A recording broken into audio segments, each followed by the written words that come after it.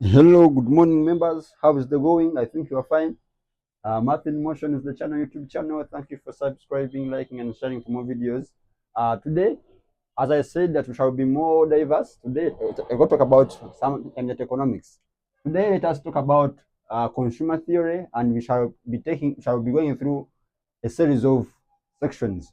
Today, we want to first talk about the properties of preference relations, the utility maximization problem, the marshallian demand curve, indirect utility functions, and then Roy's identity. We shall go ahead and see the expenditure minimization problem, and then find the hicksian demand functions, and then we shall end with the expenditure functions and properties of the expenditure functions. This will be the part one of the consumer theory. I'll have another video for part two where we shall be talking about now the price, income, and substitution effects, and then we see how we go ahead with the consumer theory.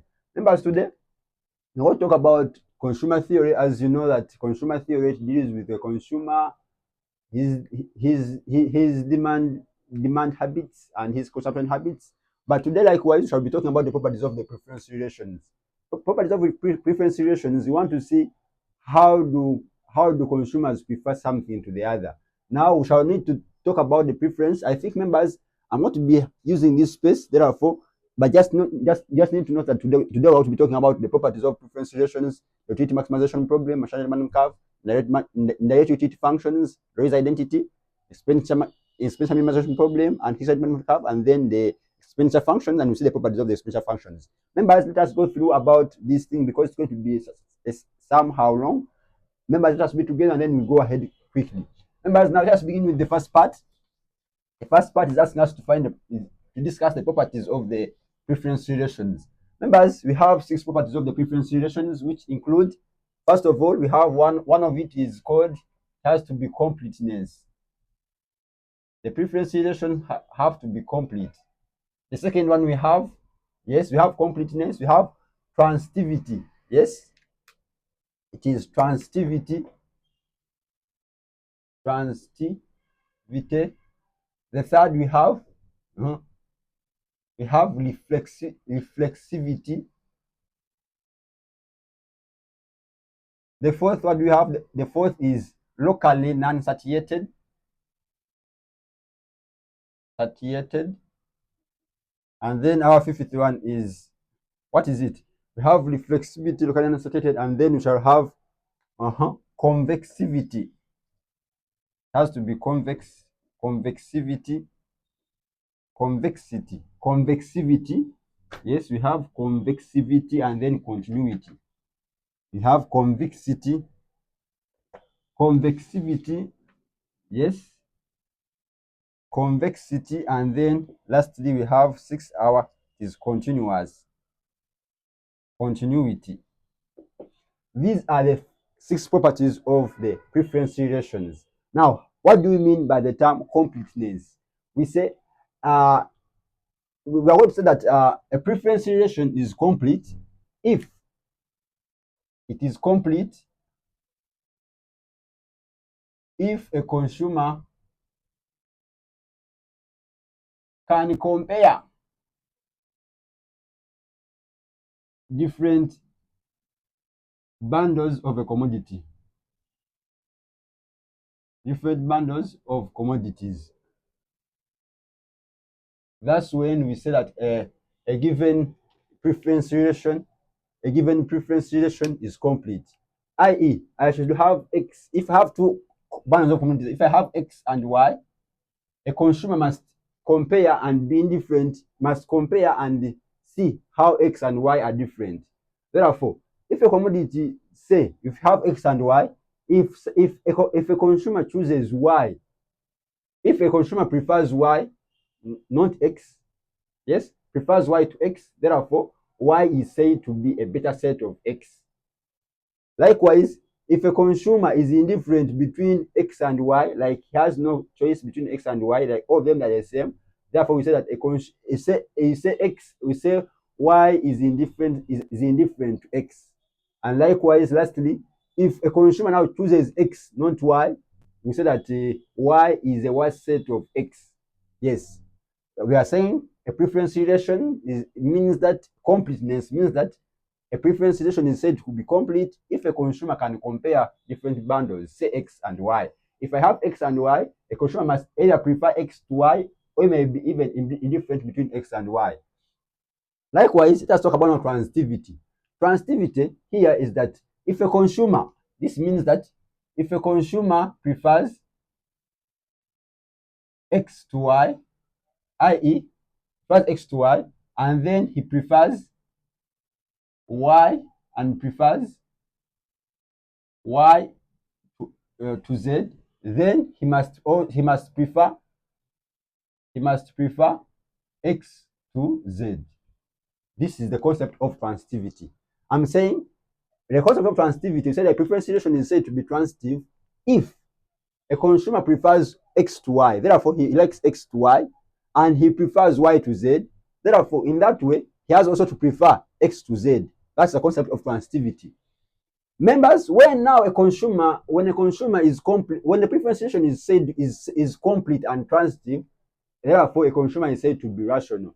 I'm saying, we said a rational consumer, a consumer is said to be rational if is both complete and transitive. Therefore, if you combine these two properties, we have one property which is called rationality. Yes. Now, members, let us go ahead strictly to another property which is said to be the reflexivity. Reflexivity here it says that if a consumer is indifferent, say a consumer prefers or is indifferent, we are saying here is for the concept of reflexivity says that any bundle is preferred or indifferent to itself. We say any bundle here, any bundle is preferred or indifferent to itself. Meaning that here a bundle is preferred or indifferent to itself. It means that if I have the same quantities of X, a consumer is always indifferent between, I have two eggs. Therefore, I'm indifferent between what to take. The all eggs are the same. Therefore, any bundle is preferred or indifferent to itself. That's what we call reflexivity, i.e., X is greater than or equal to X, or Y is greater than or equal to Y. I prefer Y to Y. I'm indifferent there. Now, that's what the concept now of locally unsatiated. Here we are saying that the concept of locally unsatiated, it means that there exists for any given quantity of X, there exists a nearby quantity of X which makes a consumer more satisfied. Yes, I'm saying that for any bundle X, there is a nearby bundle that makes a consumer prefers to the X. I'm saying locally unsatiated. It means that for any bundle of X, there exists a near bundle of X that makes a consumer more satisfied, over which a consumer prefers to that X. Let us consider a simple diagram. We have something like this. We have X2, we have X1 here. If we divide through this into 4 regions like this, at this point, here we have 0. At this point, we have X star. Here we have X1 star. Here we have X2 star. Then we have point A. Sorry, let me put this one A. I name this one B. I name C and then name D. Like this. Members, at this point here, at point X star is the optimal point where I have optimal values of X1 and X2 star that makes a consumer well off. But just know any point inside A here, it is undesirable because it has less units of X1 and X2. Therefore, it is undesirable. Now, at point C here, we have any point in point C here, it shows more units of X1 and X2, which gives the consumer more satisfaction. Therefore, in this point C, a consumer gains more satisfaction than he gains in point A. Yes. We also take that a consumer is indifferent in point D and point B, because here in point D, he will be consuming less commodities of X1 and then consuming more commodities of X2. Likewise, in point B, he will be consuming more commodities of X1 than X2. Therefore, he's indifferent between these two. If we are sure that X1 and X2 are all normal goods, yes. I think members, you've seen this example. Like at this point X star, a consumer has a nearby bundle in point C here, which makes him more satisfied, than X star. But in A, commodities bundles in A are small. Therefore, are less. Therefore, he won't gain more satisfaction than he gains at X star. And then in point D and B, he is indifferent because he all gains equivalent satisfaction since the commodities are normal goods. Therefore, the concept of local uncertainty means that for any band of X, I'm saying for any band of X,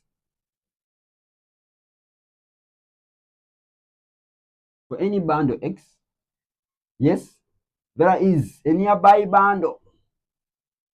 There is a nearby bundle that makes the consumer prefers to X, that the consumer prefers to that bundle X. That is what we call unsatiated. Now remember, that's why here and talk about convexity. We say that now the preference, the set, the indifference set is has a convex, is convex in nature. Yes, this convexivity, it shows the diminishing marginal rate of substitution. Remember, in order for me to increase X1, so this, if this is X2 and this is X1, yes, convexivity, it shows the diminishing MRS, shows the diminishing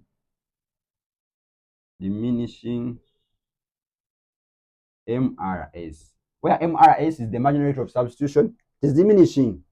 I'm saying in order for me to increase X1, I need to reduce X2. Yes, yes.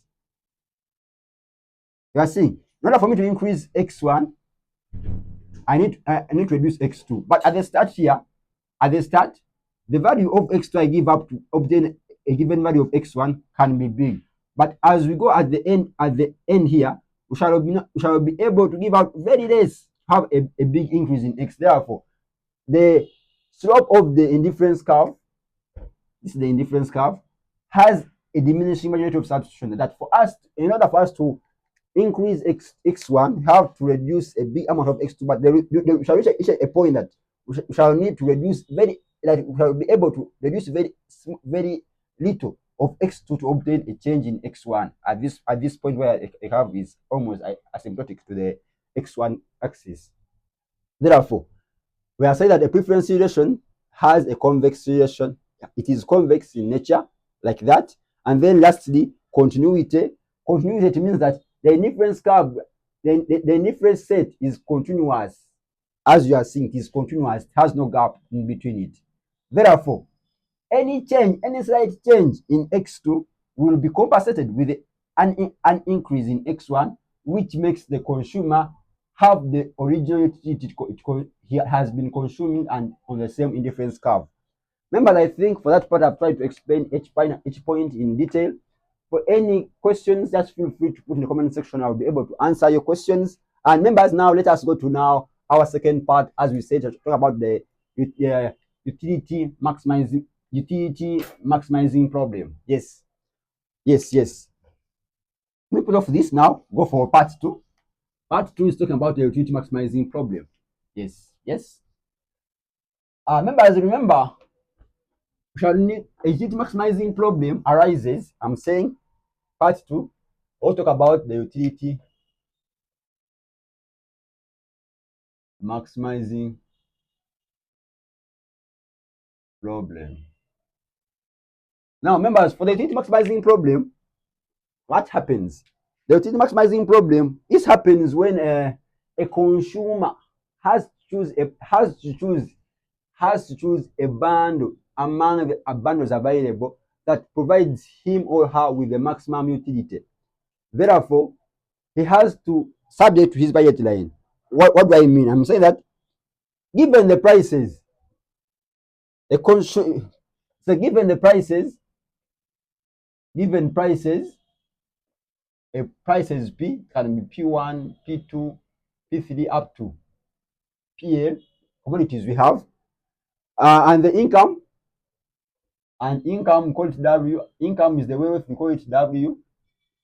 A consumer is advised to choose a bundle X1, X1, X2, X3 that maximizes his utility function, subject to the budget constraint.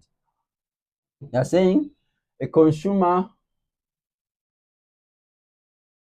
has to choose a bundle X, yes, from those available in order to maximize his utility.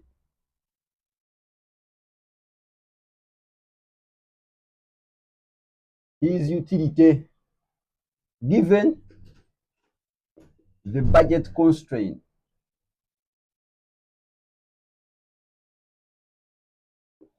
I'm saying here, and okay, for in the letter in the layman's language is that here we have it is a utility maximizing problem. I have a given level of budget. I have a budget line I have to work upon, but I want to maximize my utility. Therefore, here the utility maximizing consumer will have to move along his budget line until he reaches the highest indifference curve. Yes, I'm saying here we have a budget line. We are subject to two. Someone has a budget line he needs to be on. Therefore, a consumer has to move along his indifference curve, his budget line, until the budget line is tied to the indifference curve, so as to have the optimal quantities of X1 and X2 to consume in order to maximize the utility. I'm saying here we have a budget line. I'm saying an example we may have, like you may have 10K in your trousers, yes, as your budget, 10K. Now you want to know how many quantities of X1 and X2 can you consume to maximize your utility. Let us call X1 and X2 to be like you may have gone for lunch. Oh, okay, for breakfast. You have chapati, then you have some mandas. Then you have 10K, remember? Then you want to know how many quantities of X1 chapati should I take and how many quantities of X2 should I take so that I can maximize my utility given the budget also that I have. Remember, you have, yes, I'm saying you have 10K, that's your budget. Then you have to divide that 10K into quantities of chapati and quantities of mandas you need to take so as you maximize your utility. Therefore, we just need to move our indifference curve along our budget so as to see how many quantities of X and Y should I take to maximize my utility. But remember, we said here a consumer is rational. We said the good is continuous and there's the concept of local and satiated.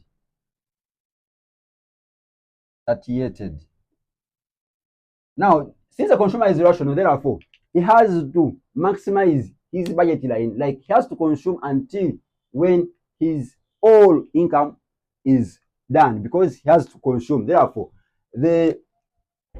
our budget, which is P times X, this P is a vector of prices and this X is a vector of quantities consumed, has to be equal to our budget line, W. Yes. And because there is local uncertainty, therefore, he has to consume a commodity that will maximize his budget line. Therefore, he will look for a commodity X1, X2, X2, X1 that will maximize his utility where the indifference curve is tangent to the budget line. And that is the utility maximizing problem. Now, from the utility maximizing problem, we have the solution. This solution is X1 and X2 are what we call the marshallian demand functions. X1 and X2 as a solution to the utility maximizing problem, we call them the marshallian demand functions. And these marshallian demand functions are the solutions to the utility maximizing problem. Like X1 is going to be the optimal quantities of X1 commodities that a consumer has to take in order to maximize his utility given the budget constraint. Likewise, X2 refers to the quantities of X2 that the consumer has to consume in order to maximize his utility given the budget constraint. Yes, I think members, for that part, I have tried to explain it. Let us now see the Marshallian demand functions. We are saying now, from that point, since we have a constraint, then we shall be able to use the gradient to find how to see how we derive the utility, derive the Marshallian demand functions. Now, members, let us talk about now the Marshallian demand function. I'm saying, in order for you to maximize your utility, you need to have, yes, I'm saying in order for you to maximize utility, you need to look at the point where your indifference curve is assigned to the budget line, and the X1 and X2 quantities that are the optimal quantities of X1 and X2 that maximize your utility. Therefore, there are the solutions to the problem of the utility maximizing problem. Therefore, let's talk about now the Marshallian demand functions.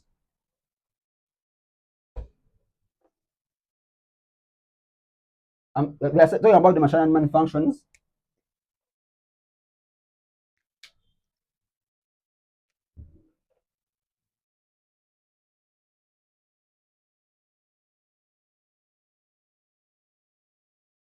Marshallian demand functions, yes. Then we are saying the solution to the consumer optimization problem depends on the utility level, price, and the worth. So the solution we are saying that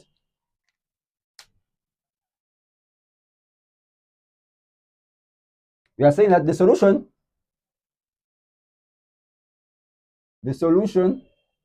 to the consumers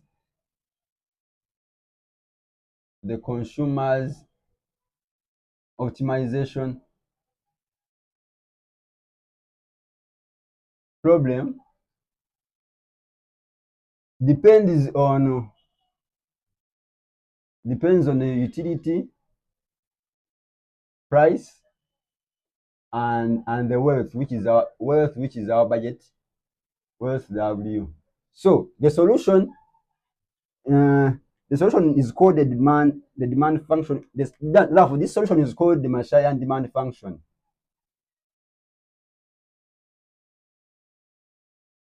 Marshallian demand functions, which is the X1, a function of P and W, or Xi, a function of P and W. Yes, Pi, I think call it Pi, as you're going to see, and W. Therefore, the Marshallian demand functions is the utility maximizing bundle for any values of P and X. I'm saying, therefore, the Marshallian demand function is the utility maximizing bundle given P and W. Now, members, I think in order for us to have a clear definition of the Marshallian demand functions, we need to have a question, and then we see how we obtain the Marshallian demand functions, and then we see how we go about it. Yes. Now, members, let us take an example of a question. Let's say we are given the utility function, given u equals to a half x squared y squared, and our budget line w equals to px x plus py y. I'm saying u equals to a half x squared y squared, and then w equals to px x plus py y, and then that's how they're saying us to find. Now we want to find the Marshallian demand functions given our utility as a half x squared y squared w, and our budget line is w equals to px x plus pyy. Members, I'm sorry my microphone has issues, it has gone off, but now let me do a voiceover. Now we just need to maximize utility given all the function of x and y subject to our budget constraint w. Now from that, we just need to formulate our Lagrangian, where we have our utility half x squared y squared plus the Lagrangian into w minus px minus pyy. Now we need to form three equations since we have three unknowns. Therefore, we shall first differentiate with respect to x, then differentiate with respect to y, and lastly we differentiate with respect to lambda. Now let us begin with differentiating with respect to x. If we differentiate with respect to x, we shall have the x will drop and we shall have x y squared minus now lambda px. Now we equate to 0, and that's our first equation. If we equate to 0, we shall have x squared y squared equals to lambda px, and that is our equation 1. Now we can also differentiate with respect to y to have, if we differentiate with respect to y, we shall have x squared y first, now minus lambda py, and we equate to 0, and then we shall have our second equation to be x squared y equals to lambda py, equation 2. And then lastly, our third equation should be with respect to lambda. We shall have now our w minus pxx minus pyy equals to 0, which gives us the original equation of our budget line, which is w equals to pxx plus pyy. Now from there, since we have three equations, we are able to find for the unknowns. Now let us first divide equation 2 divided by 1. If we divide equation 2 by 1, what do we have? We shall have something. We shall have lambda px over x squared y equals to lambda py, and then x squared y equals to lambda py, and xy squared equals to lambda px, as we are seeing. And then we shall have x over y equals to py over px. Now if we make x the subject, we shall have x equals to y py over px, and that is going to be the equation we are going to use, substitute into equation 3 to have our Marshallian demand function. Now from there, we substitute x into 3, we shall have now our w equals to pxx plus pyy, but now we have the x we want to substitute in. Our x is y py over x over px, yes. Now plus y py. Now the px and px, I think they are cancelling, as you are seeing. Then we shall have w equals to y py plus y pyy, which is the same as having 2 pyy, and therefore our y, if we make y the subject, we shall have w over 2 py, and that is the Marshallian demand function of y. That is how we get the optimal quantities of y required in order for us to maximize the utility problem. Now if we go back and we make y the subject, and we shall have now x px over y from that equation, and therefore we shall be able to find out the value of x by substituting again pxx plus pyy, but y is now x px over py. The py's will cancel, and then we shall remain with our w equaling to 2 pxx, and then if we make x the subject again, we shall have now w over 2 px, yes, and that those two y and x are the two Marshallian demand functions we require to, which are the solutions to the optimization problem of a consumer who wants to maximize utility. Therefore, members, I think we just need to have them because we're going to need them in our calculations, our xi. As I say that for the Marshallian, a Marshallian demand function depends on price and w only, where p is the price of the commodity and w is the wealth of the consumer. Therefore, for Marshallian, the wealth is the constraint and price. Therefore, we shall be able to answer the Marshallian demand functions. Now let us put them aside because we are going to need them for subsequent chapters, because we need to talk about the indirect utility function, we need to talk about the Roy's identity, and I think by all of that we have to use these Marshallian demand functions we have obtained, and we see how we go about them. We've said our x is w over px and our y is w over py. Just this is a simple an example which is mathematical. Now for members, we should be able to catch up, and now we see what we go ahead.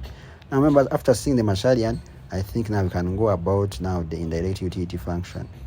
Members, as I'm rubbing off the board, the utility function is just for it. For it, we just need to know that utility, first of all, utility is a function of, like the direct utility function, it is a function of quantities of commodities consumed, x and y. We say u is a function of x and y, or y is a function of commodities x and y consumed.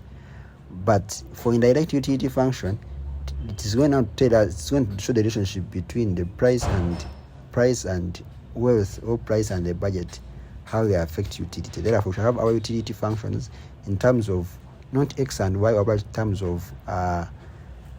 of p and w. Therefore, in order for us to have the utility, in order for us to have an indirect utility function, we shall just need to substitute into our utility function, which was a function of quantities x and y. Now we place the marshallians into our utility function so as to have the indirect utility function. That is what I was talking about in the video. For that part, I was saying the indirect utility function for it is a function of p and w. So as to have, if we want to have the indirect utility function, we just need to substitute our marshallian demand functions into the utility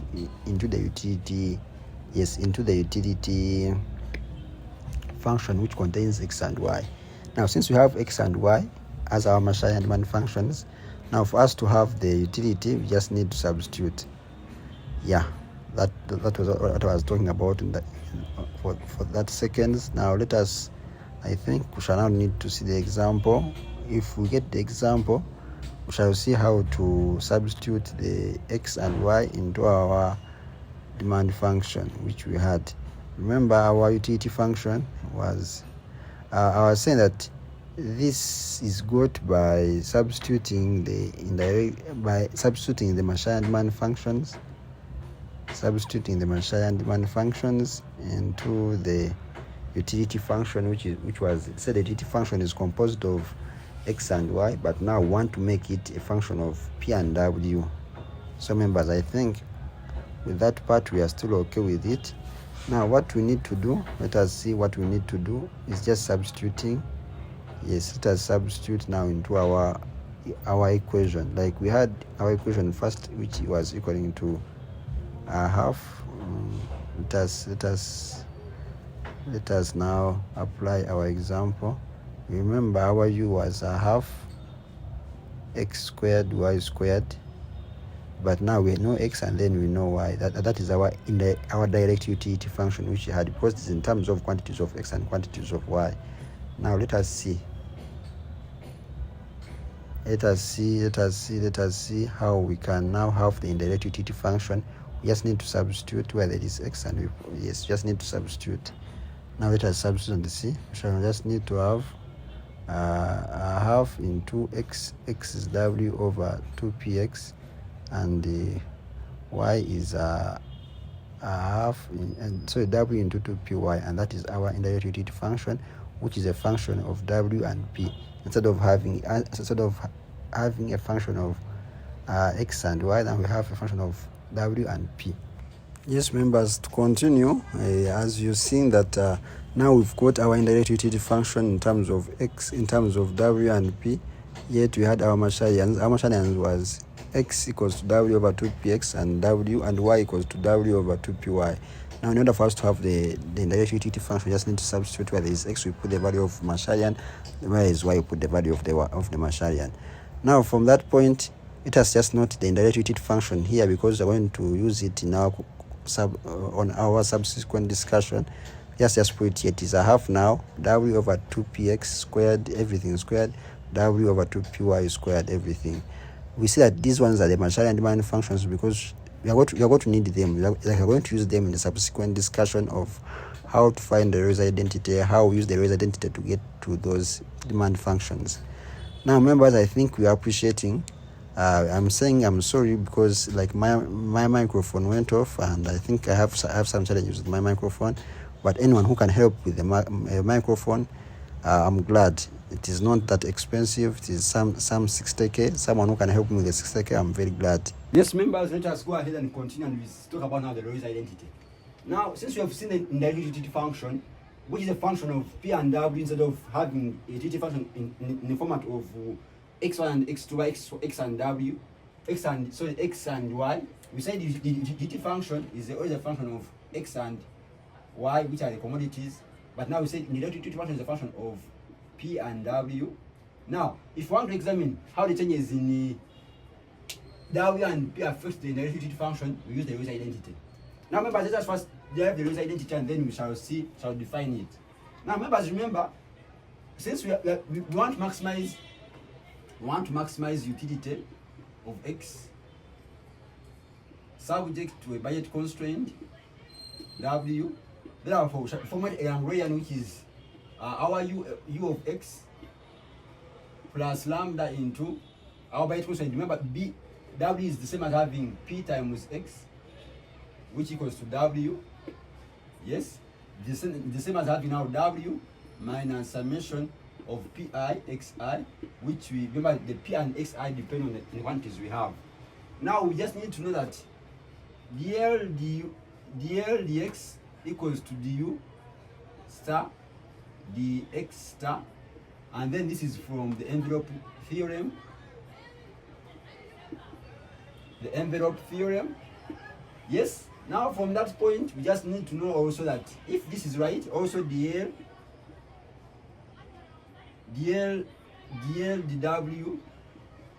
is the same as having du star dw, and so this one as equation 1, and then likewise dl dp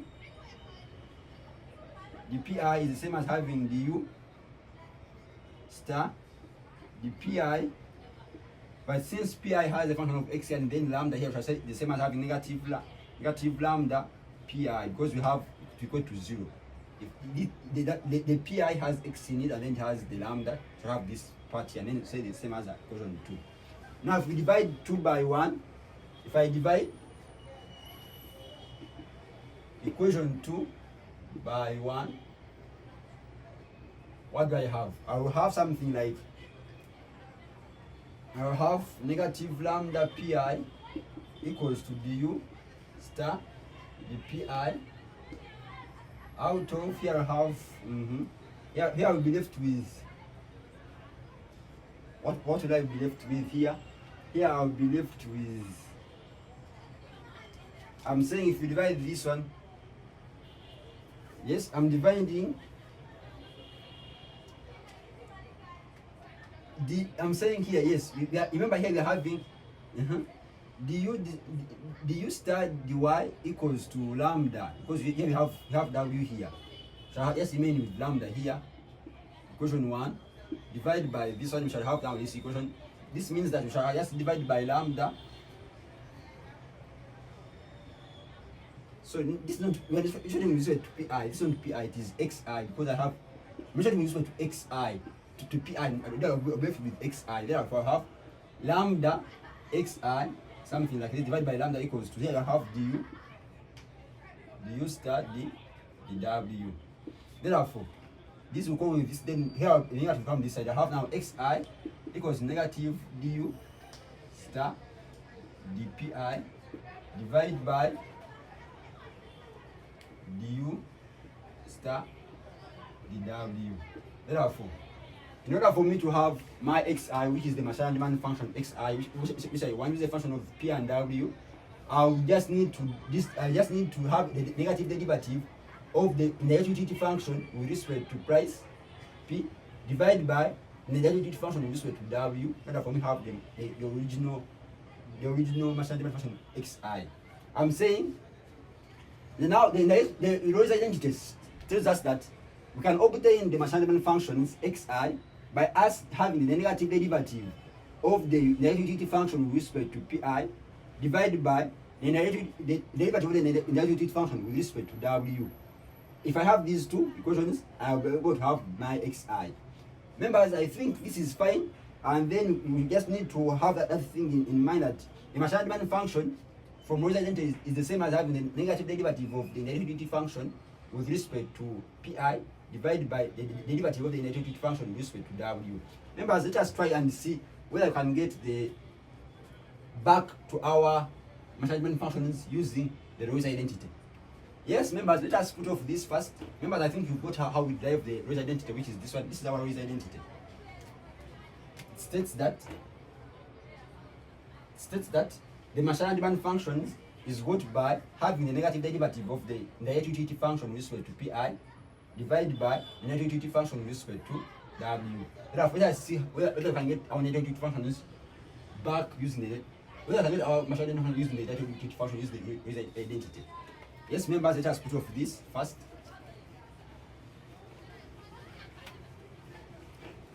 We are saying this is the definition of Roy's identity.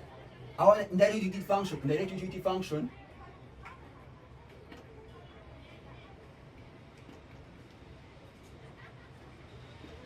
u equals to a half w over 2px squared then times w over 2py squared. They may give a question like this. They say they tell you that given the negative utility function, this one, find the Marshallian demand function is using Roy's identity. Now what do we do? For given the utility function, you just use the identity to find this one. You just need to say that my xi or my x is the same as having negative du dpx out of du dpw. Likewise for y, the same thing as having negative du dpy out of du dw, something like that. Now what do you need to have? You need to have du dpx. What's now du dpx? So I'm differentiating this way to px. Remember now, this px is down here. It means it has a power of 2, but if it comes up, it will have a power of negative 2. So I'm saying something like this. I have now equal a half times w squared out of 4. This is going to be 4. 2 squared is going to be 4. Then this pw, if it comes up, you will have px power negative 2. Then times w squared over 2py, everything is squared. Now if I'm differentiating this term, if I'm differentiating this something this way to px, therefore I just need to differentiate this term here. If I drop the power, I have negative. This 2 comes, I have this one becoming 1. 2 divided by 2 is going to be 1. Negative. Now I'm augmenting with w squared. Then this p, I reduce it by 1. It's going to be now px power negative 3 is going to be out of 4 px power 3 now times w again squared over 2py. Then this is going to be our answer of this part here. Therefore here I'm going to be left with w squared out of negative w squared out of 4 px cubed times now w squared out of 4 py squared. That is my du dx. And then likewise, just find now du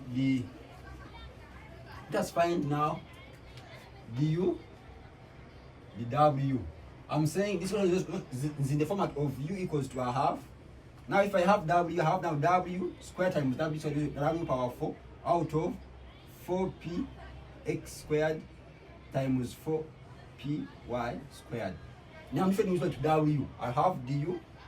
The w is the same as having, I drop the power, I'll have the 4 and 4 will go with this 4, then I'll have a half w power 3. Yes, I remember I have to reduce the power by 1 out of now. This is going to be remaining px squared and then times 4 py squared. Therefore, my dw is going to be the same as having a half w power 3 out of px squared times 4 py squared. Then if I divide these two things with negative, then I'll have my xi. What's now my xi?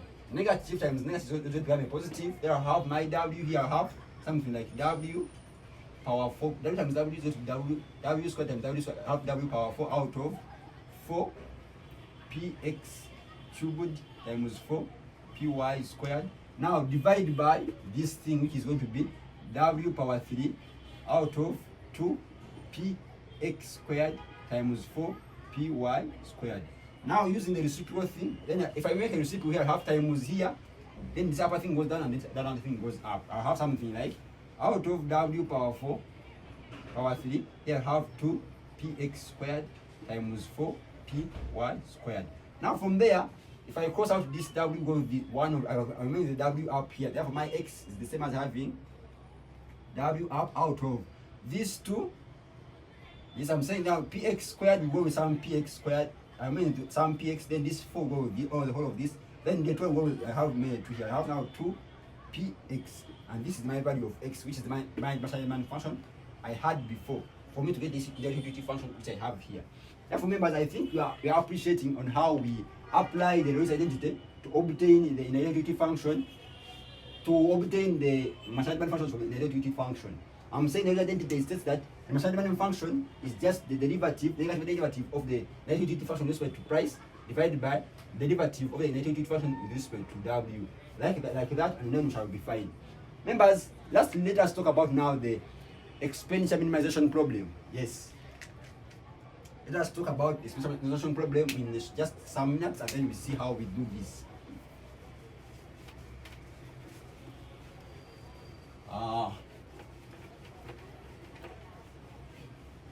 We shall use the same example, but now this time round, shall use one with the expenditure minimization problem. Let's talk about the expenditure minimization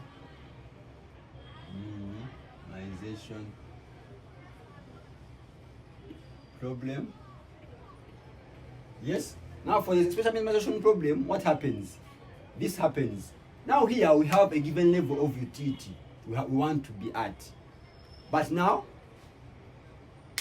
we want now to move our baseline until it meets that utility level we want to be at. Therefore, for the expenditure minimization problem, we shall talk about that. We have a desired level. Given a desired level of utility, say given a desired level of utility, a desired level of utility we want to be on, what happens? U, let us call it U, and the prices so an individual has to choose a consumer has to choose a bundle X that minimizes the budget, that minimizes the total expenditure.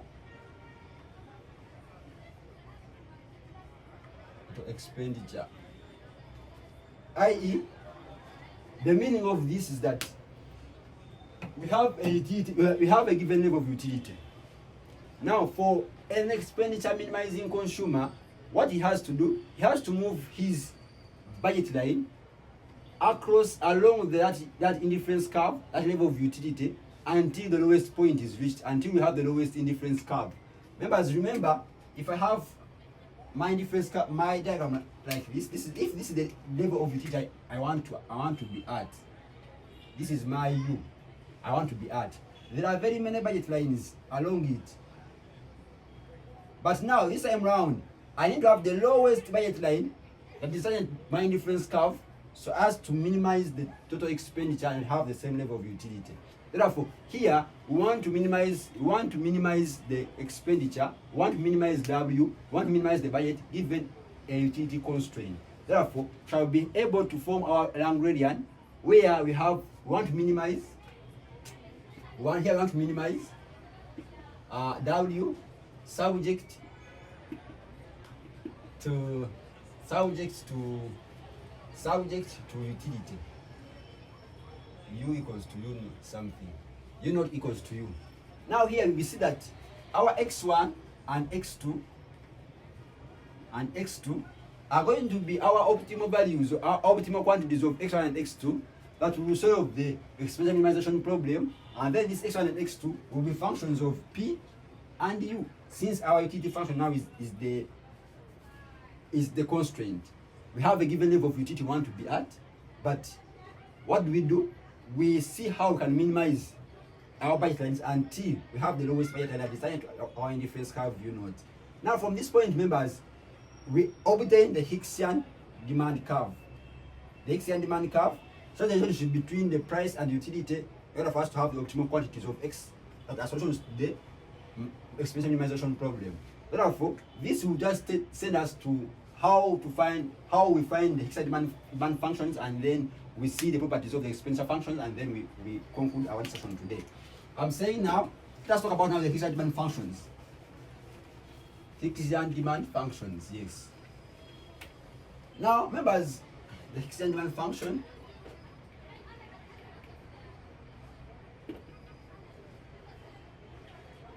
you say that demand functions, as we say that for marshallian, we are the solutions to the optimization problem of the consumer where he wants to maximize utility. Now for the hicksian demand functions, these are solutions to the expenditure minimization consumer where he wants to minimize expenditure subject to a given utility level. Therefore, in order for us to find the hicksian demand functions, we just need to formulate a Lagrangian where we shall need to minimize expenditure, which is our budget, subject to the constraint, subject to our constraint, which is the utility. Therefore, members, if we try to have that example we had before, if we say let our u equal to a half x squared y squared, and then our budgets are in w equals to, sorry, here, yes, we have our x u, then we have our budget in px x plus py y. This is our budget line. Now, if they want us to find the hicksian demand functions, the hicksian demand functions, what do we do? For the hicksian demand functions, what do we do here? We just need to say that I want to minimize w subject to u. Therefore, we shall just need to form our Lagrangian.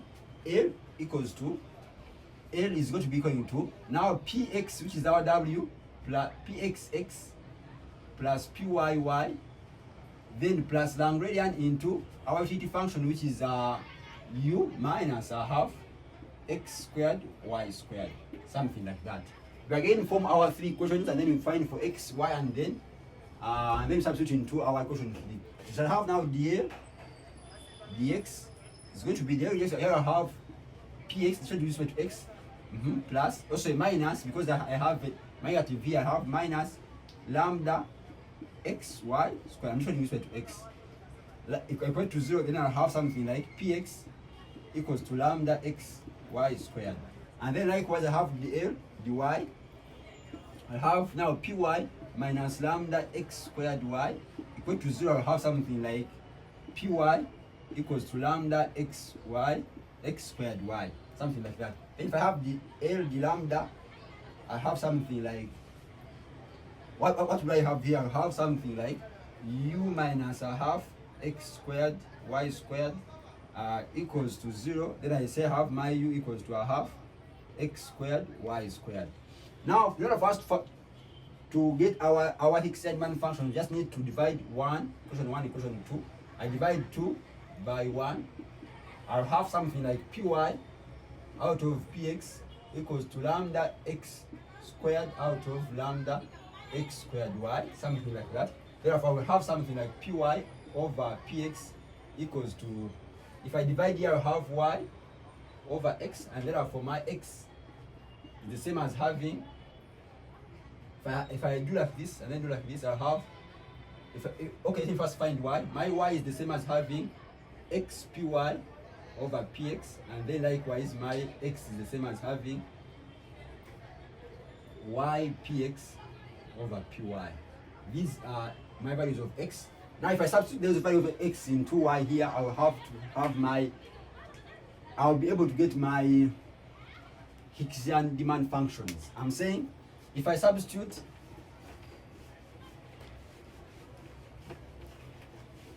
if I have my u utility function as a half x squared y squared, then if I substitute into y, I have my u equals to a half x squared. What's the value of y? Y is times x, yes, now times p y over px, everything squared.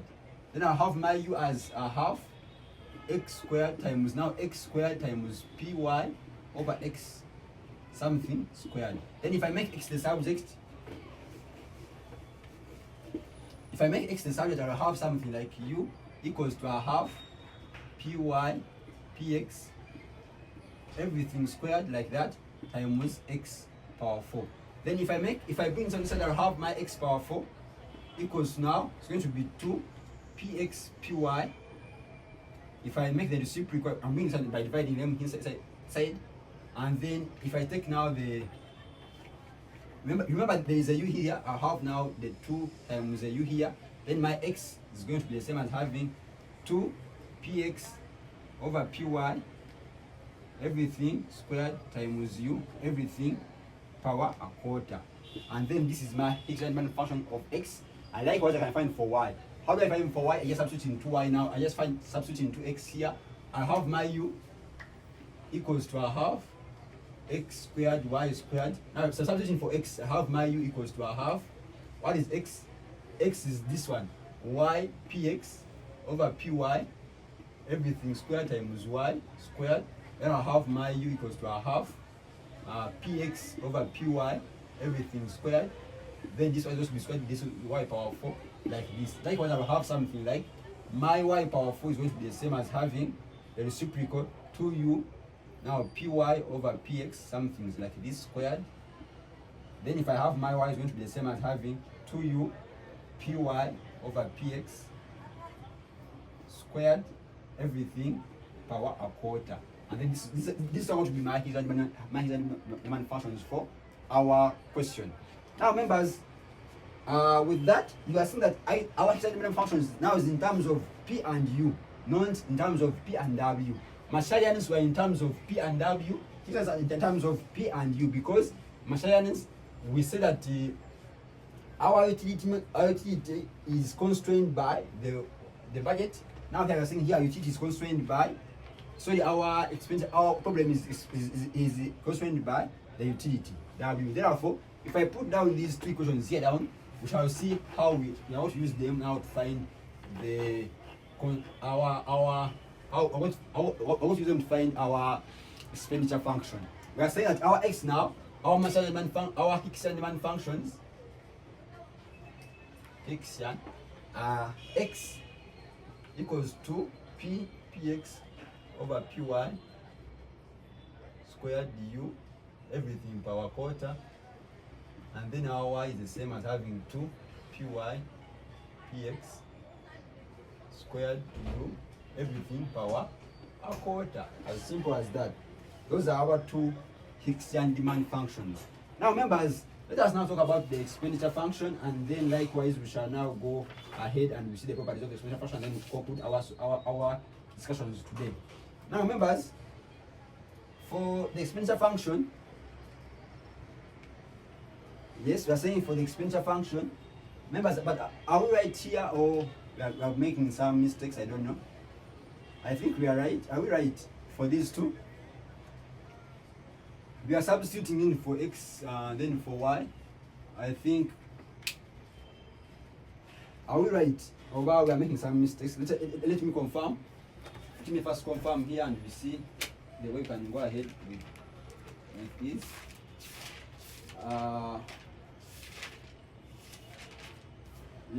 Let us first confirm something here.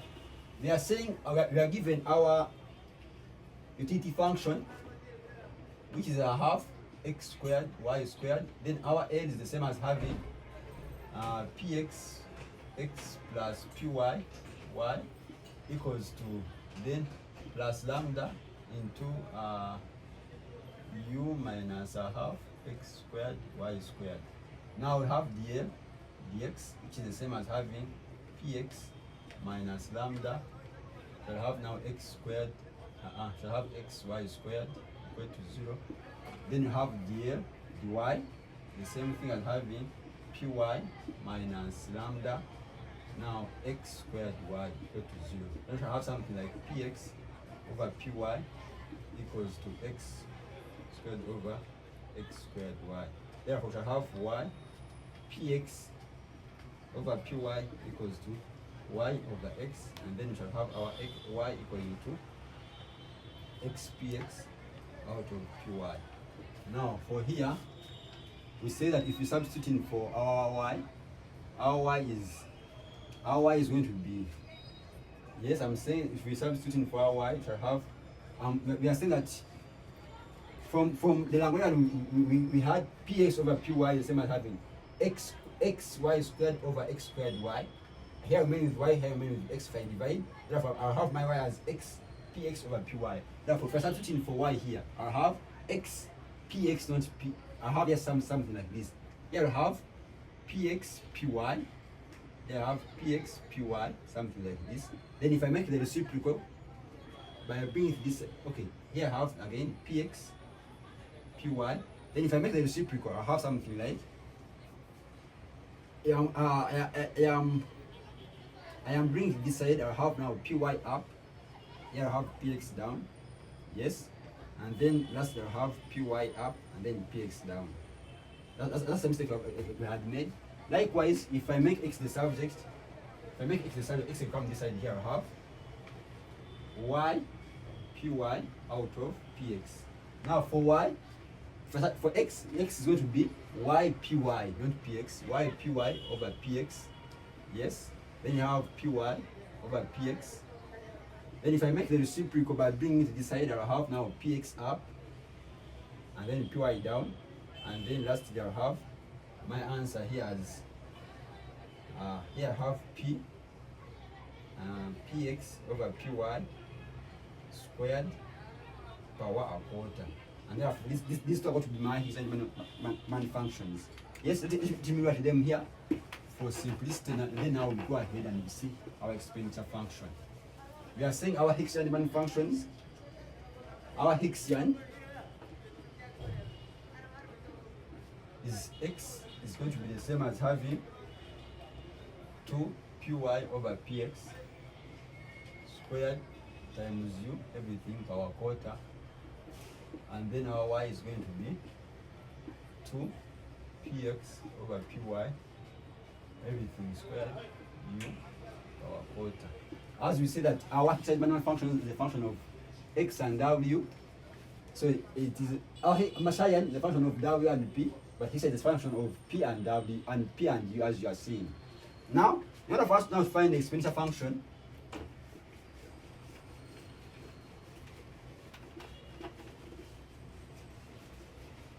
now the expenditure function is going to be a function that will minimize the costs. Why we minimize the now I want to talk about now the expenditure function. The expenditure function w, which was px x plus py y, we get the expenditure function by substituting in the values of x and the values of y into our w. Yes, I'm saying first to get the expenditure function, we are substituting the values of x and y, which are actually manual functions, into our budget like w. First to get the expenditure function. Now for our question, just need to have that w equals to now what? Px times x. What is x? X is 2. Yes. Now py over px squared.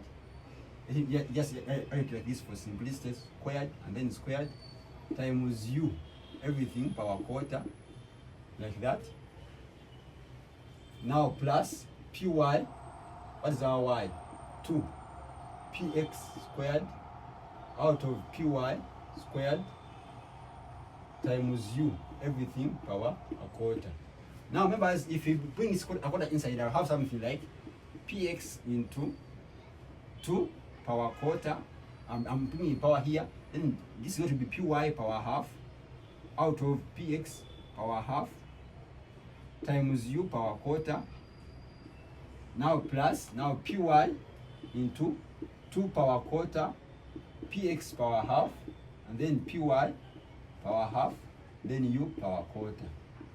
Now using simple algebra, I just said 2 and u power quarter, they are all common on both sides. Then I have something like u, 2u power quarter is common on both sides. Now here, if I have px times px divided by px power half, it's the same as having px.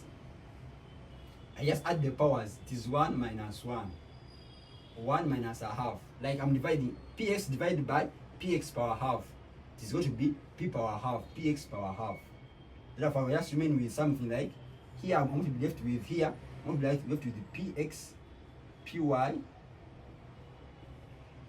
power half. Then plus again here py, and then this one I'm going to mean py power half. Py power half times then px everything power half. And then my w is going to be the same as having 2u everything power half. So in power quarter here. Now into here, you know these are the same. I have 2 px pw. So the py everything power half. And then this is going to be our budget expenditure. So our expenditure function by substituting it into our expenditure functions into our budget line.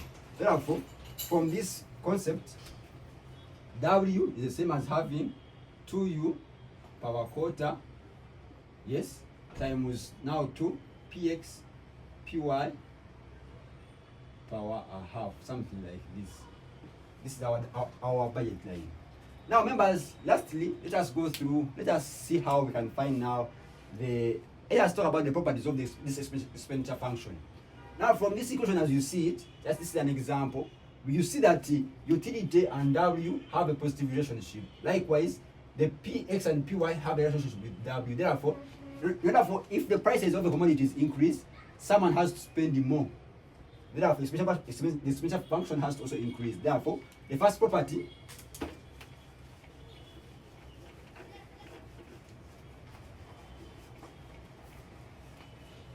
we are saying properties of the expenditure function. Properties of the expenditure function. One of it that if prices increase, what happens? W also increases. Therefore, increase in prices increases the expenditure function, and then secondly, from just this equation, you see that W and U have a positive relationship. Therefore, in order to increase utility,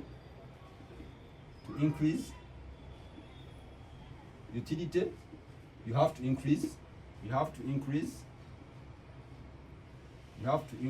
also the W, which is our expenditure function. Like how you need to spend more for it to increase utility. Then lastly, we want to talk about something called the Shepherd's lemma. That is Shepherd's lemma. The Shepherd's lemma, for it tells us that if we differentiate the expenditure function with respect to price, pi, we get our expenditure function. We get our expenditure function xi in the form of p and u. That if we have our Shepherd's lemma is saying about that dw dpi equals to xi p into u. Like if we have our expenditure function w, in order for us to get our expenditure functions x or y, we just need to differentiate with respect to price. Now remember, let us apply this Shepherd's lemma to see whether we can get our expenditure function, our expenditure function x or y. Now let us differentiate this w with respect to p, and then we see that we get the answer. The w, the px, let's see that we get x. Now what do we get here? Remember here, what differentiate w with respect to px? The px here is power half. And for me to differentiate it, I'm going to just say drop their half. Their half, if it drops, I'm going to have this. A half times 2 is going to be, a half times 2 is going to be what? It's going to be 1. Then I'm going to remain with p power negative, power minus 1 power negative a half. Then this, the y is going to remain, and then this one is going to remain again. I'm going to have, I'm going to have p, yes, power half, px power half. So power negative a half, because I'm differentiating, times py like this, times now u, 2u, because these are constants, 2u, everything power a quarter. Therefore,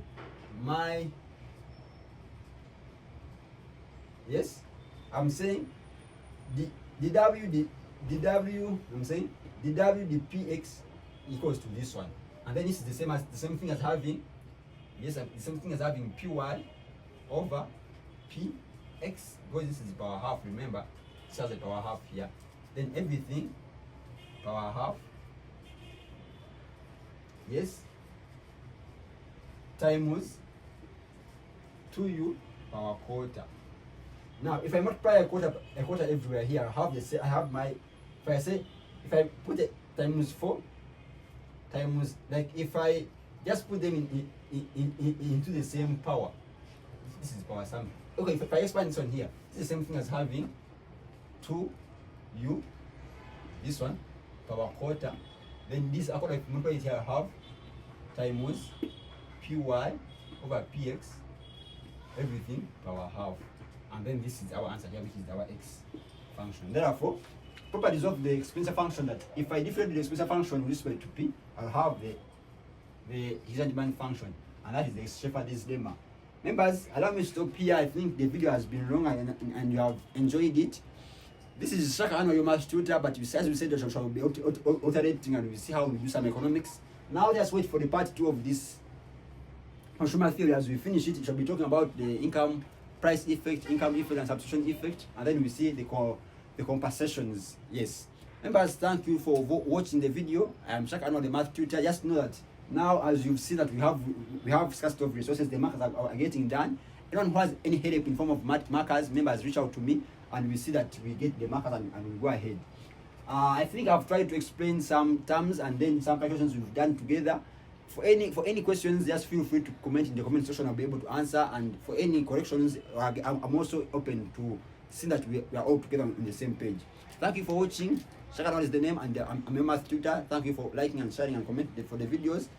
I wish you a nice day and a safe time.